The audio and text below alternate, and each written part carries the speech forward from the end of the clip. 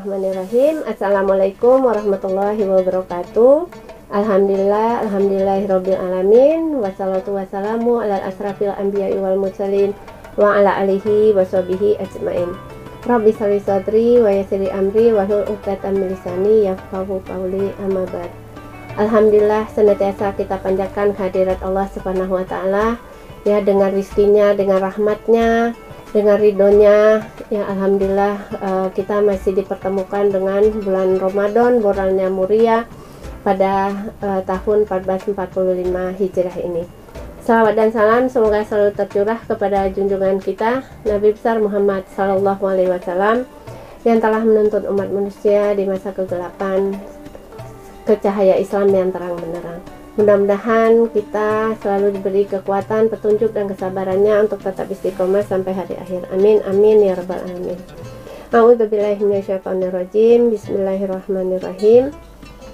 Wa iz ja'alna baita matsabatan lin-nasi wa amna wa takhidhu min maqami Ibrahim musalla wa ahidna ila Ibrahim wa Ismaila an tahhira baitiya lit-taifin wal akifina wa ruka'in sujud, yang artinya, dan ingatlah ketika kami menjadikan rumah Ka'bah tempat berkumpul dan tempat yang aman bagi manusia, dan jadikanlah makam Ibrahim itu tempat sholat.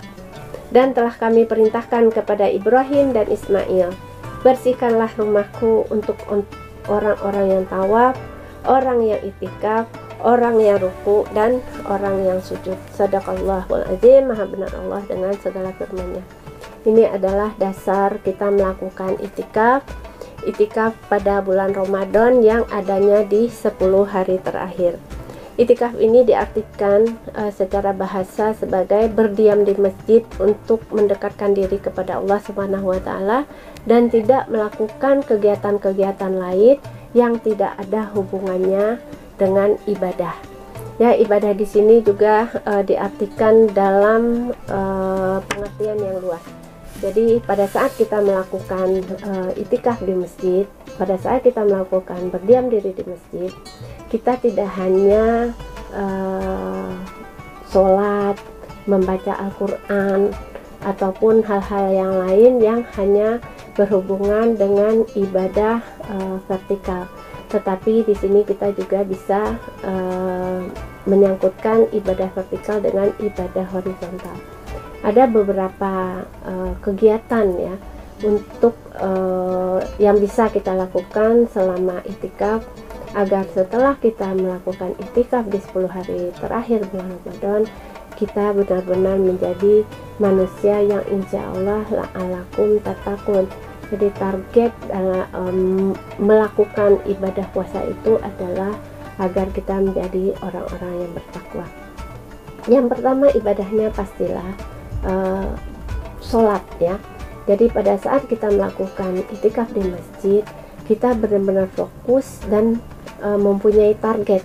Target yang pertama itu adalah melaksanakan sholat 5 waktu di masjid secara berjamaah dan tidak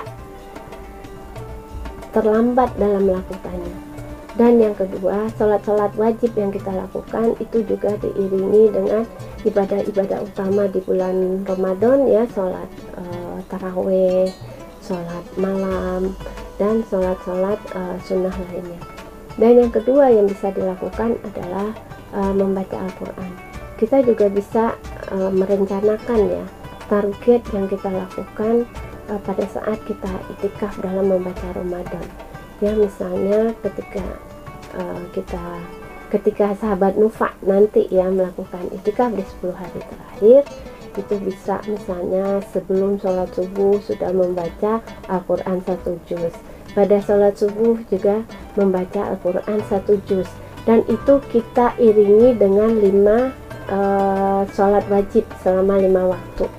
Ya, selama 5 waktu kalau kita bisa melakukan membaca Al-Quran sebelumnya 1 juz, setelahnya juga 1 juz, insya Allah kita bisa khatam Al-Quran dalam waktu 3 hari, sehingga pada saat bulan Ramadan kita bisa khatam Al-Quran selama kita itikaf bisa menghatamkan Al-Quran selama 10 juz. Bisa nggak? Itu bisa dilakukan, karena salah satu niat kita beritikaf itu adalah benar-benar mendekatkan diri kepada Allah, tidak melakukan sesuatu apapun selain kegiatan yang berhubungan dengan ibadah kita kepada Allah Subhanahu wa Ta'ala. Selain itu, kita juga bisa menambah wawasan dan pengetahuan keislaman. Ya, jadi kalau sahabat Nova itikaf itu di masjid, biasanya di masjid-masjid yang besar itu mereka mempunyai program ya. Kalau dulu kita beberapa kali melakukan itikaf di Masjid Atin ya, yang ada di Jakarta Timur. Mereka mempunyai program yang sudah terstruktur. Nah, jadi di sela-sela ya antara waktu sholat subuh dan sholat zuhur itu ada kajian-kajian. Setelah sholat isya juga menuju sholat taraweh, biasanya juga ada kajian. Nah, itu juga kita bisa manfaatkan. Dan sebenarnya apa sih ya tujuan untuk kita ya sahabat Nova melakukan itikaf? Nah, secara pribadi kita juga bisa menetapkan tujuan kita. Ya, kita ingin misalnya amal ibadah kita atau kemampuan yang sudah Allah berikan kepada kita, potensi-potensi sahabat Nova yang sudah diberikan oleh Allah Subhanahu wa Ta'ala, bagaimana itu bisa menjadi lebih optimal lagi. Nah, ketika potensi-potensi diri kita ini optimal, insya Allah kita bisa menghasilkan karya-karya yang produktif, karya-karya yang efektif. Artinya apa?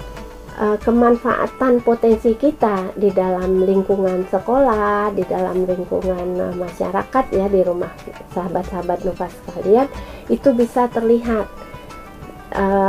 ketika potensi dan karya kita ini dilakukan dengan kecintaan, kita itu tidak gampang menyerah ya. Jadi ketika kita bergaul di dalam masyarakat ya, misalnya di dalam lingkungan perumahan ya, ketika ada teman-teman yang tidak mau diajak untuk ke masjid, kita itu tidak mudah putus asa.